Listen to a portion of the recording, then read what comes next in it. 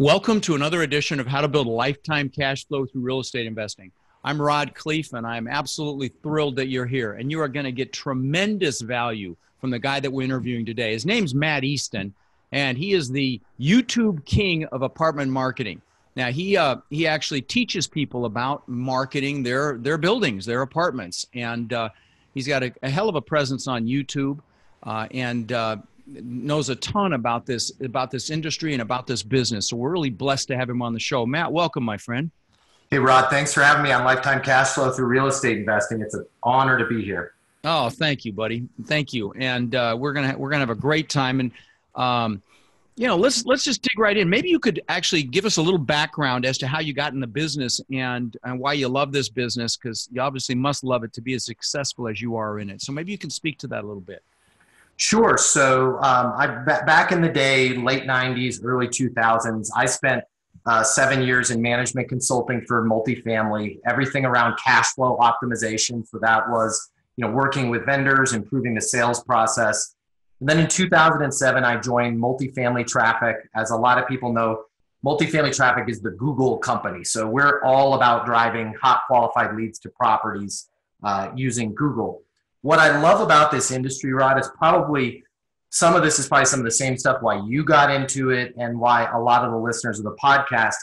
I really feel like multifamily, you couldn't pick a better platform for not only being successful in your career, but being successful in life. And what I mean by that is you're never going to find a challenge or an obstacle in your life that you can't replicate in multifamily. As anybody who's been in the business for more than a few years, it's unlimited the amount of crazy stories that we all hear. And I just feel like being in this industry makes us more effective. It makes us ultra high performers in life. No other industry will throw more at you than multifamily.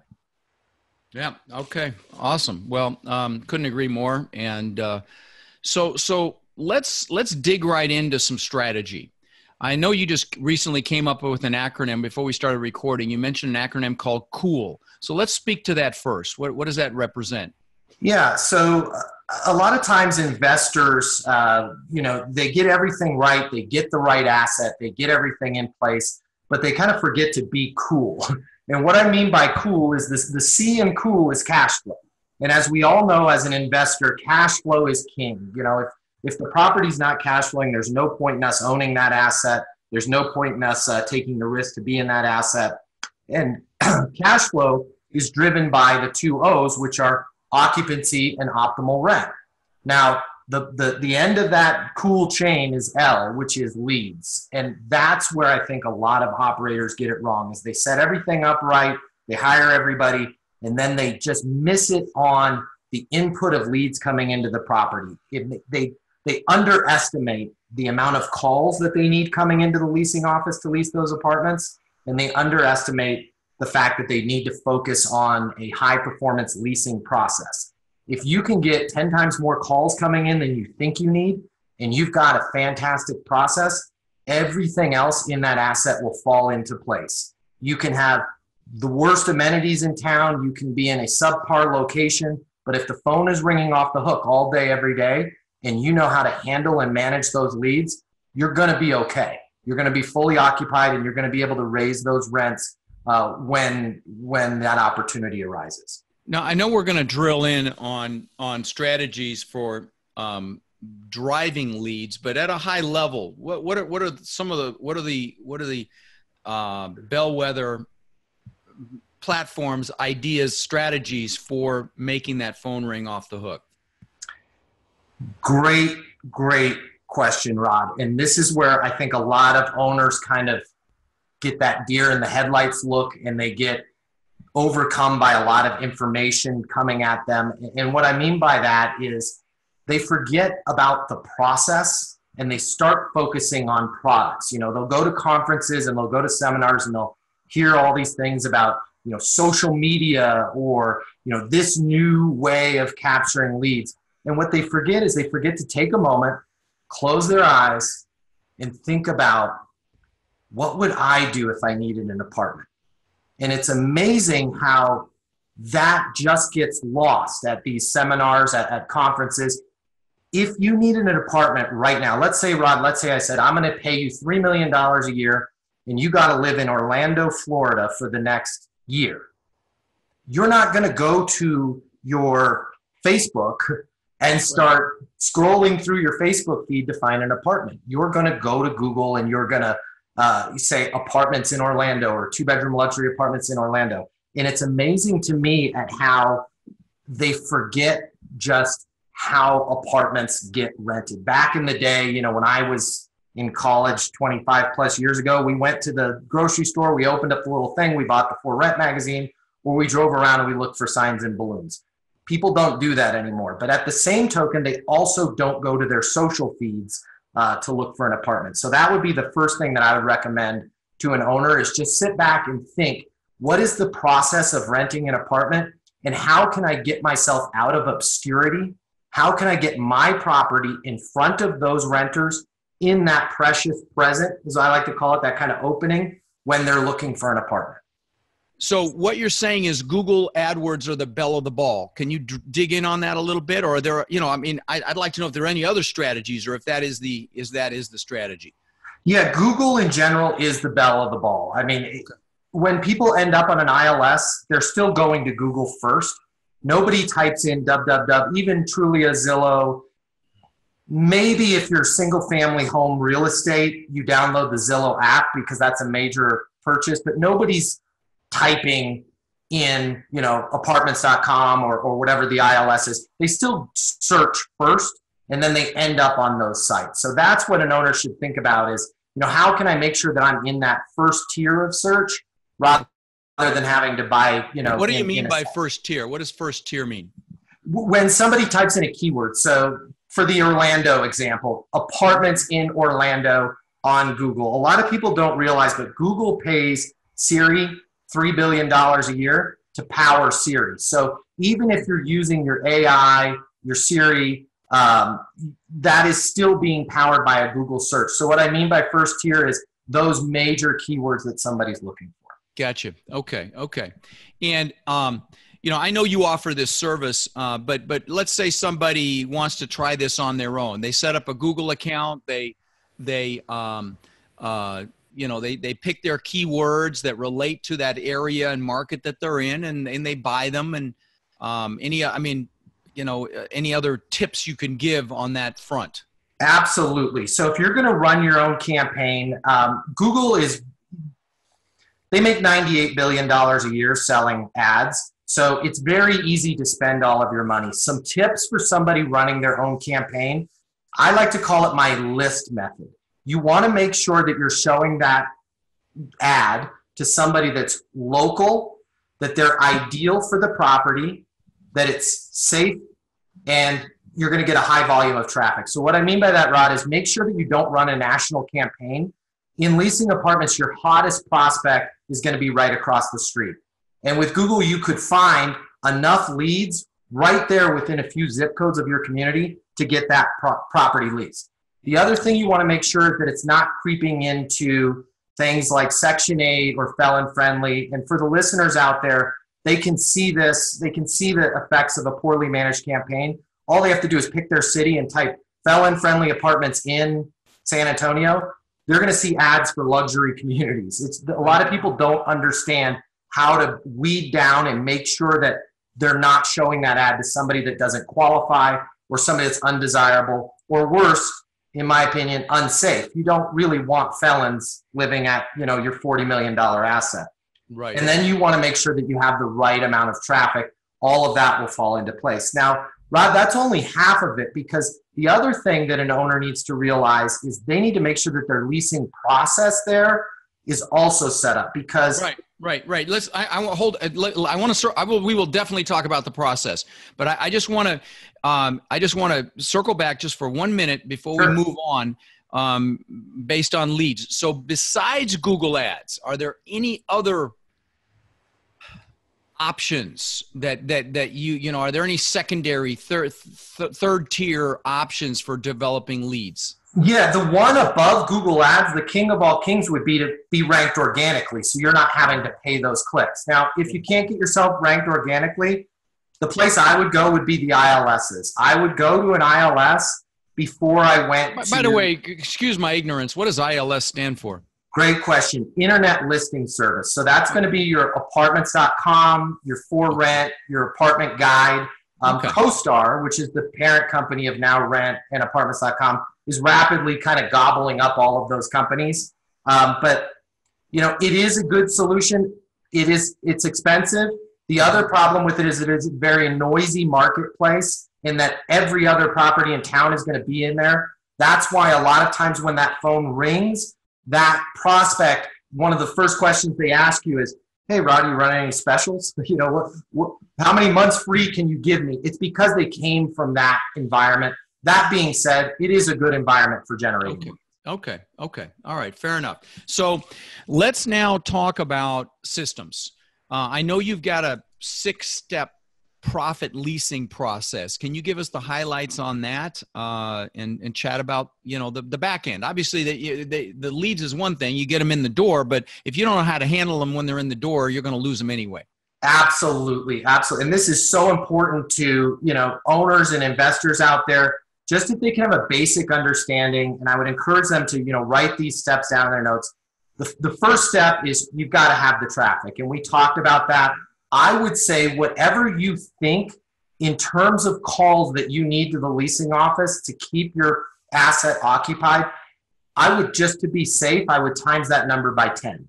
So if in your head, Rod, you're thinking, okay, I've got 150 units. I feel like 2 or 3 calls a day, I'm going to be good. I would rather have 20 to 30 calls coming into the leasing office. That's going to solve a lot.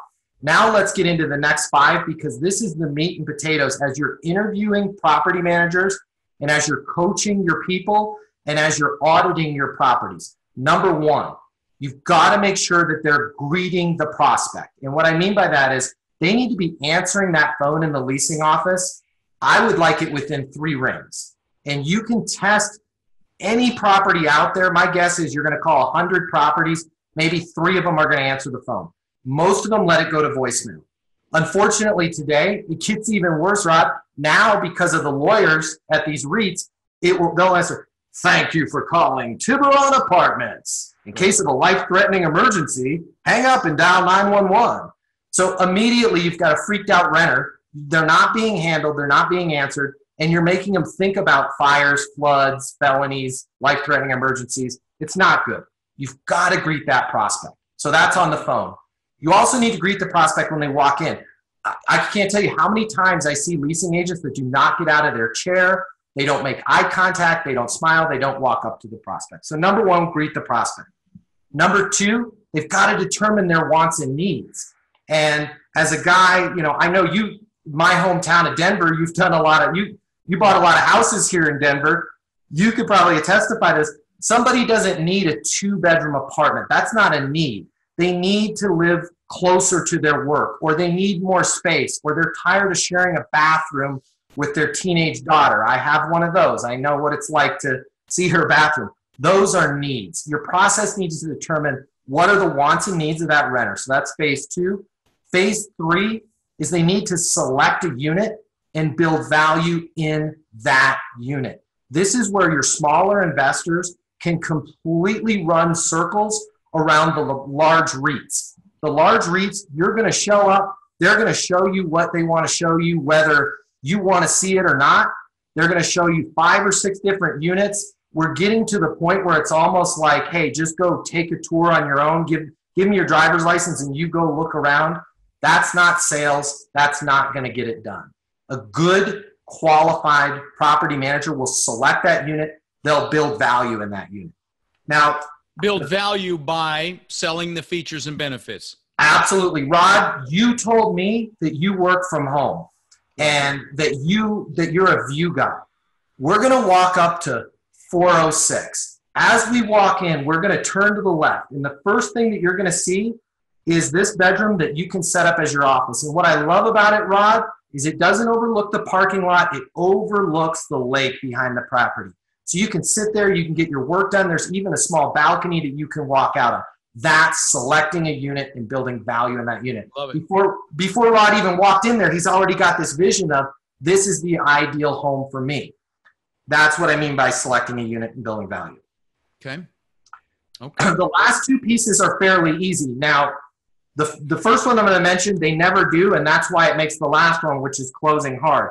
They never make a proposal. I call this my sword and my shield. A property manager should always have a notepad in their hand. I go through about 15 of these in a week, and a pen in their hand. If they don't have this, they shouldn't show up to work. And by making a proposal, as they're walking with that renter, they need to be writing down the things that renter likes, the things that renter shows, and then literally showing that if the rent is $1,500, they need to write $1,500. And this is as simple as Rod, I can get you in this unit. It's available right now, $1,500. Circling, you're pointing, you're showing it in writing, you're making that proposal.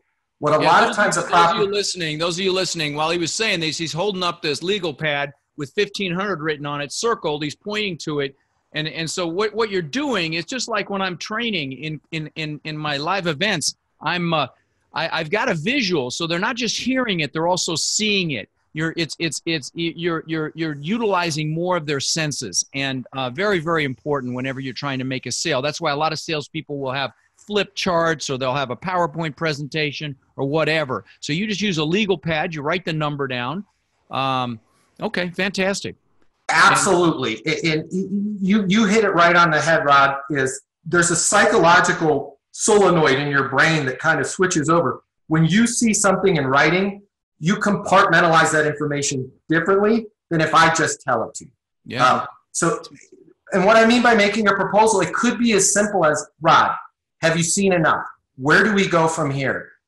What are your thoughts? I can get this unit for X. Now, a lot of times, property managers will say, well, we have variable rent and we do, LRO, and I don't know what the rent is. It could change every day. Well, you know what? You should be doing your homework before that appointment, and you should at least know a range. But I would like to see them in writing, point to that piece of paper 5, 6, 7 times to try and shut that deal down. What a lot of times. And let me interject something. The more complex what you're proposing is, the less likely you're ever going to sell that client. So, the description you just gave about a variable rent and all that other crap, yes. Forget it. I mean, you're going to lose them. It's got to be simple. I agree 100%. And that goes back to if you're not determining their wants and needs. Mm-hmm. So many property managers are like, they will take, let's say I was 450 pounds and diabetic and needed an elevator versus the stairs. They're still going to show me the fitness center. It just blows my mind. Rod, you said the thing that's most important to you is that home office. Let's walk into the home office. Before you even show them the bathrooms, the bedrooms, the living room, the kitchen, you should be making your first proposal. Right. And let me stop you for 1 second. So guys, the key here is you've got to be asking them questions to determine exactly what it is they want. You get these used car salesmen that'll see somebody walk on a lot and they'll try to sell them within 5 minutes on a car. They'll try to push them somewhere. But if you know exactly what they're looking for, you're going to know their hot buttons. You're going to know how to position your property in the best light that satisfies the needs that they've expressed. So you've got to take the time. In fact, you shouldn't even show them a property till you've sat down and talked to them about what they need and what their wants are. Are you correct? I can't agree with you more. You said it beautifully. I would even add one step beyond that if you want to go super ninja on it. When they call, so you've got the calls figured out. You've got a ton of calls coming in the leasing office. When they call, you've got your sword and your shield, your notepad and your pen. You're using a separate sheet of paper for every call. You can be as sloppy as you want with the notes. You're writing down the 3 or 4 things that are important to them. Now, when they show up, this is critical this is something that's different about property management than any other business. You need to recap with them and say, does that match what you had in mind? Did I miss anything? You'll be amazed at how they'll all of a sudden say, yeah, but what I didn't tell you is I really want the second bedroom to be larger, and here's why. And then the other piece, going super ninja. I want to stop you just because it's so important that I draw attention to what you just did. So what that's called, guys, is identifying the objection, and the way that he just did that was by saying, so you told me you want this, this, and this. Does this satisfy what you were looking for? And that's when the objections come out, and that's how that's when really how to reposition what you're offering. So please continue from there. Yeah, so they've got that. Now, this one little piece of the podcast is going, if they can push this to their property managers, this is going to make your listeners millions in leases. When somebody shows up, they need to ask them, has anything changed since we last spoke? Here's the thing, with apartments, people don't know anything about the industry. Nobody shops apartments for fun. So I may tell you on the phone, Rod, that my budget is $1,800. Well, guess what's changed? I went and looked at 3 properties since we last spoke. They were all $1,800, and I wouldn't want to live in them to save my life. So now you may not want to show me that lower end unit. I'm now telling you 2,500, whatever it is. What's changed? Here's another thing that could change. Rod, when we spoke on the phone, I told you I needed to be in a place by January. What's changed is I got more serious with my search, and I talked to my current property manager. I need to be out of my lease by December 15th. That unit that you were planning on showing me isn't available until January 1st. You now need to pivot and find something else in your inventory that you can show them. So when you ask that question, has anything changed since we last spoke? Would you recap the items that they gave you? Yeah, that's what I would say. They may not know what they told you. They may not remember if they've talked to other people, right? Correct. That goes after. So when they show up, your recap is, Rod, when we spoke on the phone, the thing that was most important to you was a home office. Your budget is $1,800, and you would like a balcony. Does that still match what you had in mind? Did I miss anything? Or no, Matt, you hit it spot on.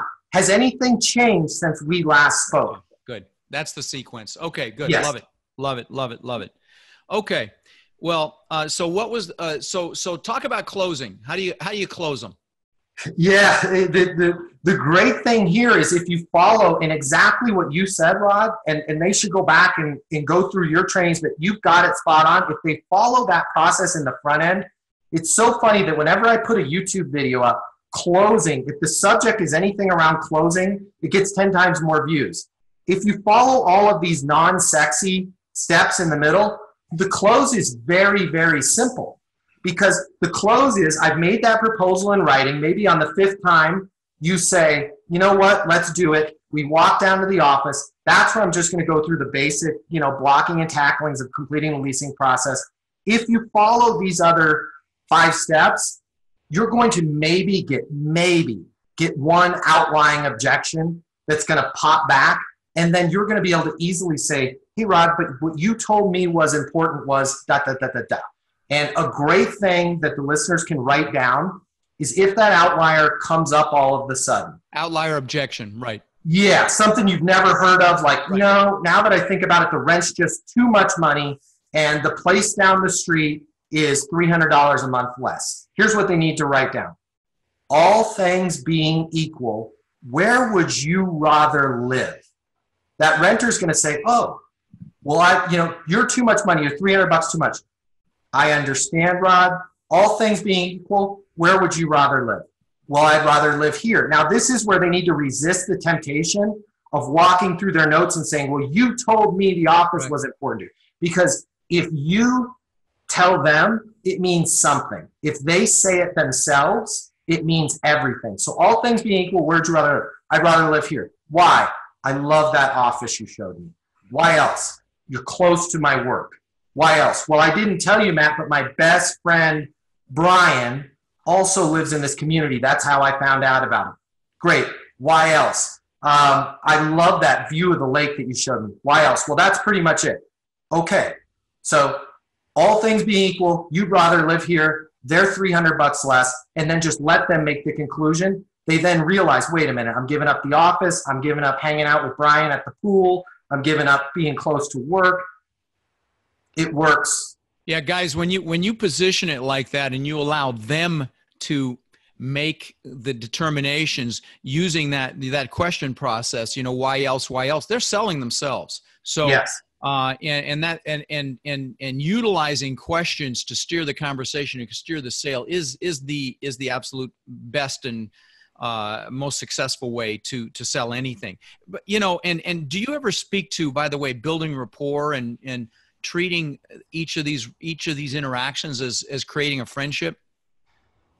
Yes, but I'm not sure if you're going to like my answer. I'd love to get your thoughts on it. Let me just tell you what my answer is when I get the question. Me personally, my style is, I believe that if you are so focused on building rapport, you're missing the point. And especially, and we're getting close to 2019 here, especially in 2019, the only thing that's more important to people than their money these days is their time. And I believe that if that rapport is ungenuine and inauthentic, for example, when you answer the phone, I train my people to answer the phone within 3 rings when somebody calls my company. And the first thing that they ask is, what can I get you information on? Not how can I help you? How's it going? How's your day? Stick to business. I feel that if you're respectful of that person's time, you go right down to Rod. What can I get you information? I'm looking for a 2-bedroom. Great. My name's Matt. What's your name? My name's Rod. Rod, what's most important to you in a 2-bedroom? The rapport will naturally happen along the way, but I feel like too many, especially leasing offices, are trained to just have this whole friendly rapport building session. 10 minutes goes by and you've gotten nowhere. And the client is like, I got to go. You know, you're a single mom, you work at a leasing office, and you come home at the end of the day, you're tired. Your kids don't ask you, hey, Mom, did you make any friends today? You know, they ask you, hey, Mom, did you get some leases today? Did you get promoted? Are you regional manager yet? I believe save people's time, make it as fast, make your process as streamlined and fast as possible, and rapport will come. And I agree with what you just said, and with a caveat, and that is, as you're working through their answers to your questions, what's most important to you, you can be saying things, oh, I agree, man, I'd want to have that as well, and build commonality just by agreeing with some of their answers, which will in turn build rapport. But, you know, I do firmly believe that you have a much better shot of, you want them to a point where they feel guilty if they don't say yes. And that comes from rapport. That comes from being genuine and friendly and having a smile on your face and listening actively when they're answering their questions and all of that. But I believe you can, I completely agree with you. You don't need to take 10 minutes at the start of a conversation to talk about your kids, their dogs, their football team. And you can absolutely build it in. So we're in agreement. We're in agreement. So here's one of the easiest tricks. And this goes back to a property manager or a leasing agent needing to rewire their brain. The greatest way that you can build rapport is also the greatest way that you can close that lease. And that is by being in agreement with the prospect. And here's what I mean. Far too often, somebody will come in and say, your rent's too high. You don't have a dog park. I don't like the circle drive. And they'll immediately start treating that as an objection, and they'll start to overcome it. What a property manager should have in the back of their head is treat everything like, let's say it's Phoenix and somebody's complaining about the weather. If somebody comes into the leasing office and says, oh, it's hot out, you don't say, oh my gosh, no, it's actually cooler here. It's hotter at the other properties. How can I make that right with you? And start arguing with them. You just say, Phoenix, right? You're telling me. So many property managers, as soon as that first objection, what they think is an objection happens, they start to grind. They want to win. Now, do you want to be right or do you want to get the lease? What I tell people is handle everything that you think is an objection as a complaint. And what I mean by that is just agree with them. Your rent's high. It is. It's Orlando. Rent's expensive here. You know, just agree. Yes, that window is very small. I get it. You don't have a dog park. I'm with you. Just be in agreement with them. Don't start a conflict with them. If it is an actual valid show-stopping objection, it's going to come back later in the lease. Hey, I loved everything else, Rod, but my mind just keeps going back to that dog park.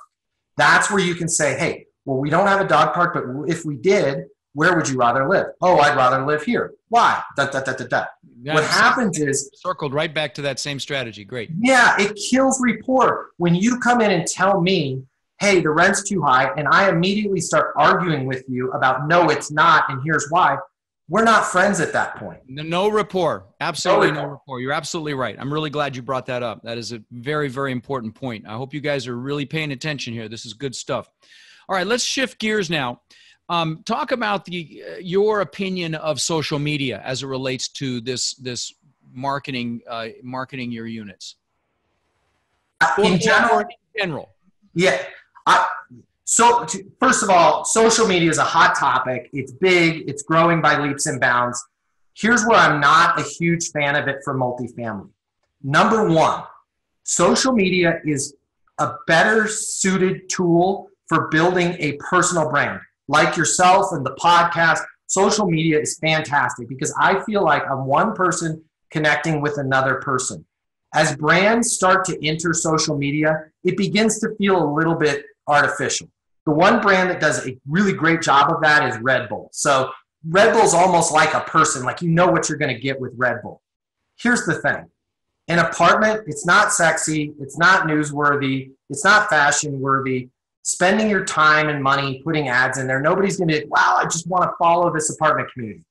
But more importantly, you put all that to side. This is why I ask owners and investors, close your eyes and think about how you would rent an apartment.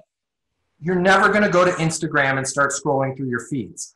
Now, you may see an ad for an apartment community. My hope is that when you see that ad, it's somebody else's.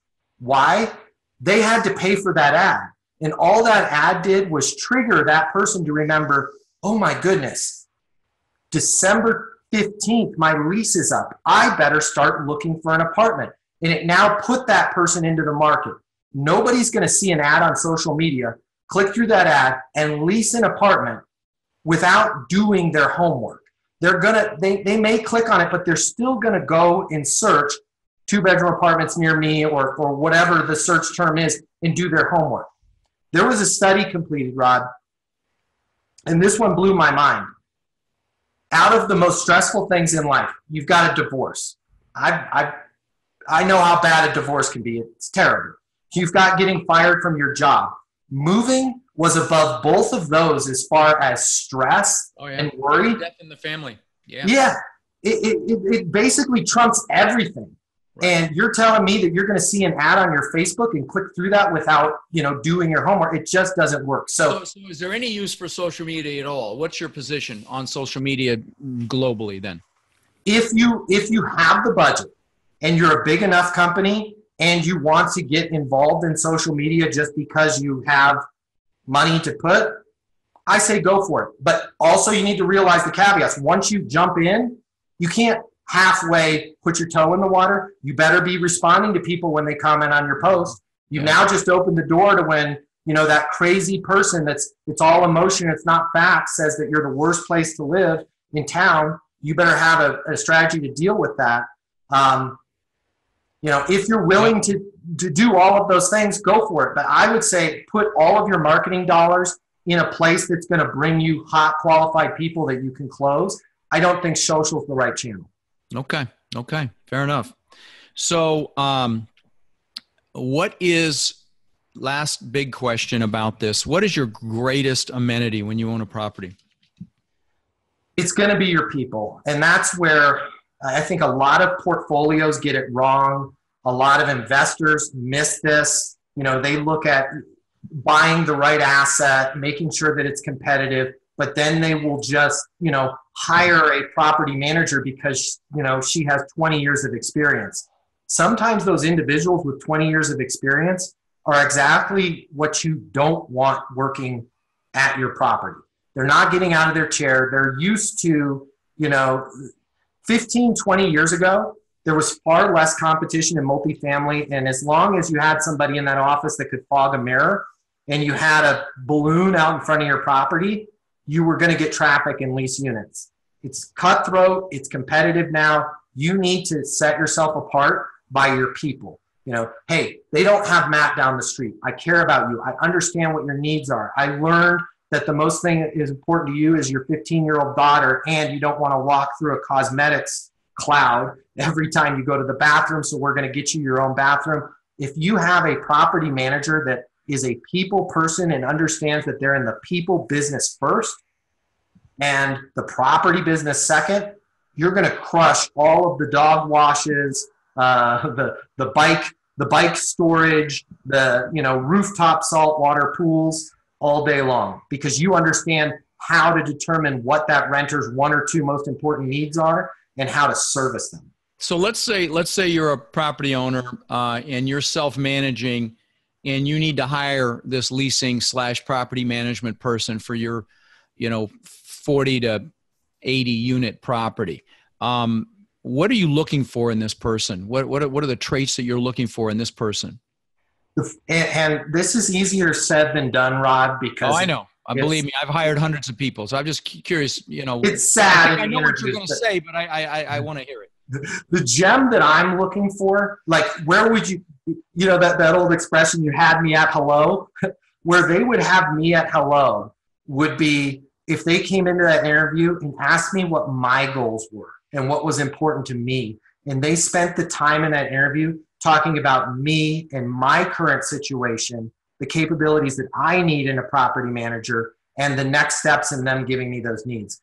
I would not focus as much on resume. I wouldn't focus on experience. I want to know, does this person care about me? And are they a problem solver? And will they think, out of the box? Everything else can be totally trained. But right. That attitude, I always tell people the number one thing that takes somebody from property manager all the way to CEO is curiosity. I want to hire somebody that is curious. Rod, why is that important to you? Tell me more about that. How is that? And it seems like the more veteran somebody gets in property management, the more they become that doctor that just walks into the room and tells the patient, you're sick, here's what's wrong with you, take these 3 pills and call me next week. And the patient's going, oh my God, this is horrible. I want somebody that's curious. Tell me why that hurts. When does it hurt? Why does it do that? Is there anything else that you're feeling? If you can find a curious property manager and you can keep that curiosity, you can put them on a system like we just talked about, and you can feed them leads. Everything's going to be great. Fantastic.